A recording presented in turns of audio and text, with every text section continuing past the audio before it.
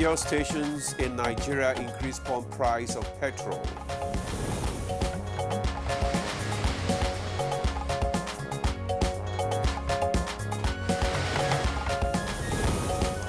Nigeria and Japan seek closer ties to deepen trade development, food security.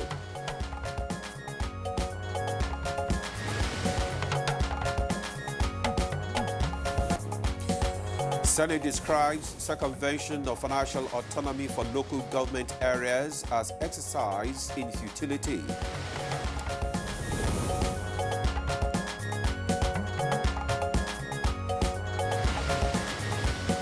Now, good morning, Nigeria. Today, we continue our conversation on Nigeria's legislature 64 years after independence.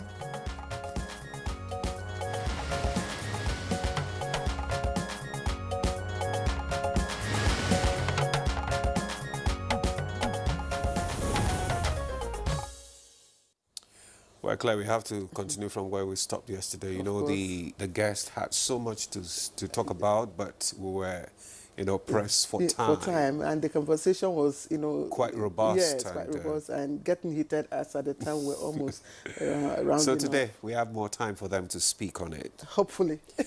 All right. Nigeria has had 25 years of uninterrupted democracy since 1999.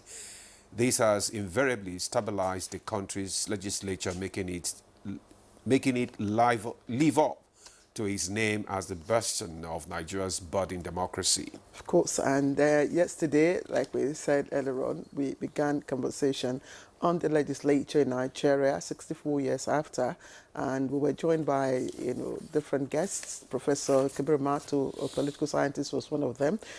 He was here with us in the studio, and of course during his contribution he hinted, of course, at the history of Nigeria's parliament, which of course he traced to 1999. He said that was when it really began, and that the legislature is still a learning process. Professor Mato also explained that though the legislature had done well, there were still fundamental lapses and problems that needed, to be corrected. We also had Dr. Ita Enang, former Senior Special Assistant to the President, National Assembly Liaison Senate, and Senior Special Assistant to the President on Niger Delta here in Abuja. He commended the progress of the legislature in Nigeria, but said that state houses of assembly have not carried out duties given them by the Constitution. Dr. Enang also expressed concerns that the National Assembly at the national and state levels are not carrying out enough oversight. Indeed, and when that came up, that was when the conversation started, and every one of them, yes, got heated up, and every one of them, had to weigh in on that contribution. And of course, we didn't quite exhaust, the angles to that. And our third guest also that was here in Abuja, an honourable member, Ejiro Francis Weaver, who is Chairman House of Representatives Committee on Rules and Business, member representing Ughelli North and South Udu Federal Constituency. He raised concerns over the lack of understanding of the functions of the legislature, and that's on the part of the people. And he also insisted that for implementation is the job of executive, who should, according to him, be held accountable by all Nigerians. And that's true for us to have separation of powers.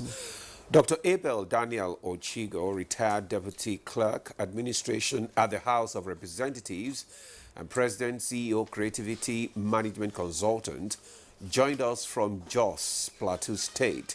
He rated the legislature high in the area of quality bills, but said they must do more to ensure bills they pass achieve set targets. Indeed, and he was one that stirred the hornet's nest. Yesterday. Yeah, yesterday. And, he had so much to say.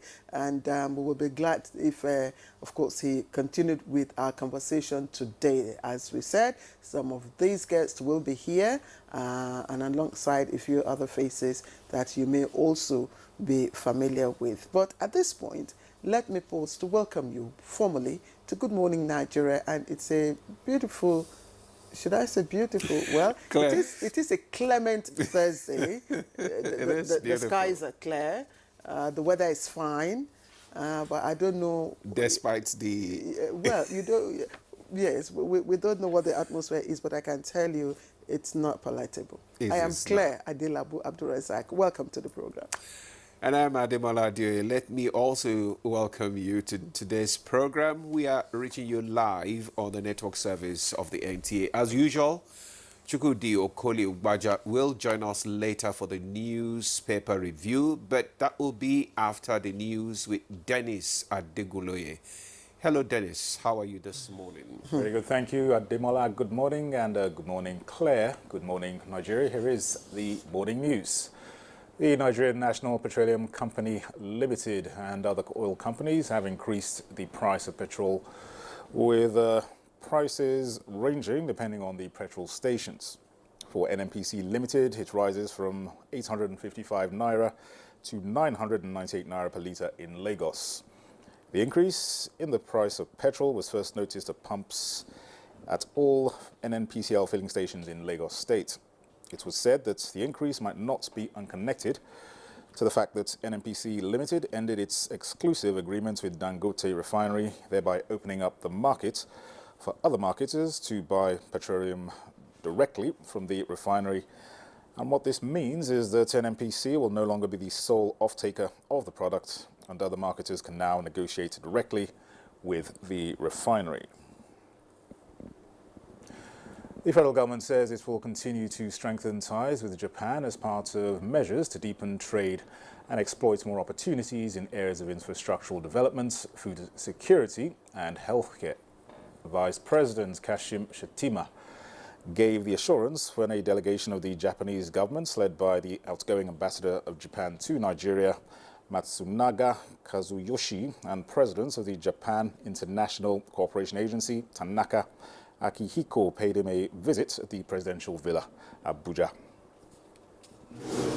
Covers widely, but we need to make lots of efforts in health and medical sciences, encouragement of startups and in manufacturing, and power transmission in energy sector, and agricultural development. And so these are major areas that we agree to promote in the coming years. The Senate says attempts by some state governors to circumvent the recent Supreme Court judgments on financial autonomy for local government councils in the country is an exercise in futility.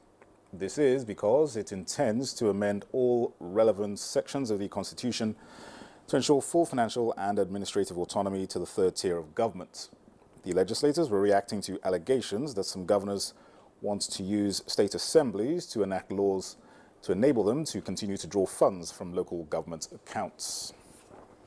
All states and local governments to fully comply with the recent Supreme Court judgment will alter any aspect of our Constitution, amend any section of our laws to ensure full autonomy to the local government administrations in this country, so that it will be recognized fully in action and in fact as a third tier of government of the Federation.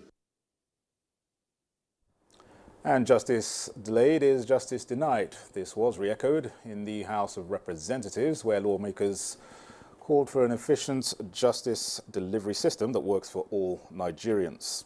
This resolution of the House followed a motion on the floor seeking public hearings towards addressing perceived delays in justice delivery in the country. In some states of the Federation, cases at the High Court, which by their nature ought to be dispensed with within months, lasts between 4 to 5 years before judgment is delivered. Of the number of persons in our correctional facilities, I can say that over 60 to 70% are people who are awaiting trial.